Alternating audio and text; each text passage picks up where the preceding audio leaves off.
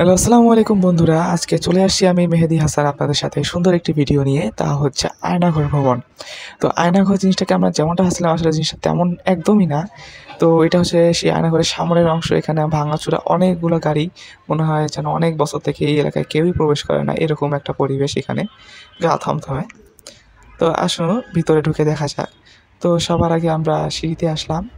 তো এইদিকে আমার বামে আছে একটা পুরাতন একটা আলমারির মতো কিছু একটা। আর একটু উপরে উঠতে গেলে ১ম এ চোখে পড়ল একটা দরজা। দরজাটা দেখে তো আমি একদমই শক হয়ে গেছি। এরকম একটা দরজা শুরুতেই হঠাৎ করে চোখে পড়বে ভাবি নাই। তো ভাবলাম ভিতরে কি আছে একটু দেখা যাক। ভিতরে দেখতে গিয়ে হঠাৎ করে একজন লোক চলে আসে আর ভিডিওটার সাথে, সাথে অফ করতে হয়। এখন আমার যেহেতু অনেক কারেন্ট তাই আমি ফ্ল্যাশ অন করে ভিতরে কি আছে তা দেখার চেষ্টা করতেছি। তো ভিতরে কিছু ময়লা আবর্জনা বস্তা জাতীয় কিছু একটা দেখা যাইতেছে। আর কিছু দেখা যায় না। তো আমরা সিঁড়ি দিয়ে এর উপরে উঠতে থাকি। তো উপরে উঠতে গেলে একটা ভাঙা জানালা চোখে পড়ে। যার বাইরে দিয়ে অনেক পুরাতন কিছু বাড়িঘর দেখা যাইতেছে। মনে হইতেছে এখানে অনেকদিন থেকে কেউ প্রবেশ করে না। তো এদিকে ময়লা-টয়লা পাতা পড়ে একদম খারাপ অবস্থা একটা জায়গার। যাই হোক, আমরা এরপরে সিঁড়ি দিয়ে এর উপরে উঠতে থাকি। তো এর উপরে উঠতে গিয়ে যে দৃশ্যটা চোখে পড়ছে তা একদমই আশা করি নাই এরকম কিছু একটা চোখে পড়বে। ওখানে কি আছে দেখলেই বুঝতে পারবেন। পরিবেশটা একদমই গা ছমছমে ছিল।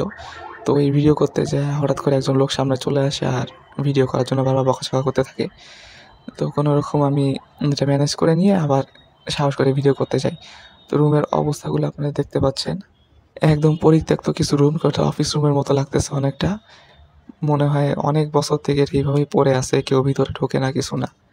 তো এরকম একটা জায়গা থেকে লোকটা কিভাবে আসলো সেটা আমি এখন ভাবতেছি।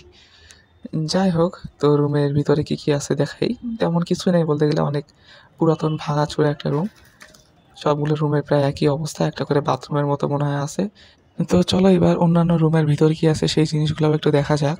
তো এখানে একটা রুম আছে, রুমটার মধ্যে তালা মারা, ভিতরে ঢুকতে পারতেছি না, কিন্তু নিচে আছে একটা বেসমেন্টে যাওয়ার জন্য সিঁড়ি। তো এই বেসমেন্টে যাওয়ার জন্য আমি আস্তে, আস্তে নিচে নামতেছি। তো আমার ডান পাশে নিচে একটা গর্ত আছে। সম্ভবত এদিকে একটা সুড়ঙ্গ জাতীয় পথ ছিল, কিন্তু এখন বর্তমানে এটা বন্ধ করে দেওয়া হইছে। নিচের বেসমেন্টে একেবারেই অনেকটা অন্ধকার, অন্ধকার জাতীয়। যদিও একটা লাইট আছে তারপরেও লাইটের আলো এখানে যথেষ্ট কম, তাই ভিডিও কোয়ালিটি খুব একটা ভালো আসতেছে না। এখানেও আছে কিছু বন্ধ দরজা, জানালা। তো সামনের দরজাগুলোর অবস্থা একেবারে খারাপ, তাই আমি একটু লাইটটা অন করে নিচ্ছি, ফোনের ফ্ল্যাশ লাইট। এখানে সুইচগুলো অন অফ করেও কোনো কাজ হচ্ছে না, সবগুলো এখানে তালা লাগানো। কোনো দরজা দিয়ে ঢোকার কোনো পরিবেশ নাই। এই দরজাটার অবস্থা একেবারেই খারাপ, নিচে অর্ধেক ভেঙে গলে গেছে এমন একটা অবস্থা আছে। তো সামনে আমরা দেখতে পাচ্ছি বের হওয়ার একটা রাস্তা। তো এটা দিয়ে আমরা সামনে যাচ্ছি। এখানে সামনে গেলে এখানে আরও একটা দরজা পড়ে, এটাতেও তালা লাগানো। তো এখন ঘরটির বাইরের দৃশ্যগুলো দেখা যাক। এখানে প্রত্যেকটা দরজা, জানলা বা যেগুলো আছে সবগুলোতেই গ্লাস সব ভাঙা এবং বিভিন্ন জিনিসপাতি দিয়ে গ্লাসগুলো, জানলাগুলোকে আটকানো হইছে। তো এইটা হচ্ছে আমাদের সিঁড়ির নিচের যে বেসমেন্টে ছিল, তার নিচে একটা কেচি গেট। গেটের অবস্থাটা একেবারেই খারাপ। হাজারটা বেড়া দিয়ে এটা জোড়া লাগানো হয়েছে, তার উপর আবার তালাও মারা। তো এটার ভিতরে তো রুমগুলো সব বন্ধই ছিল।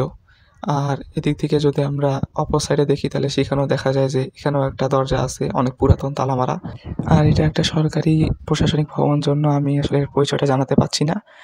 তো এটা দেখে তোমাদের আসলেই কোনো আনাঘর মনে হয় কিনা অবশ্যই জানাবা। তো আজকের ভিডিওটা এই পর্যন্তই। ধন্যবাদ সবাইকে।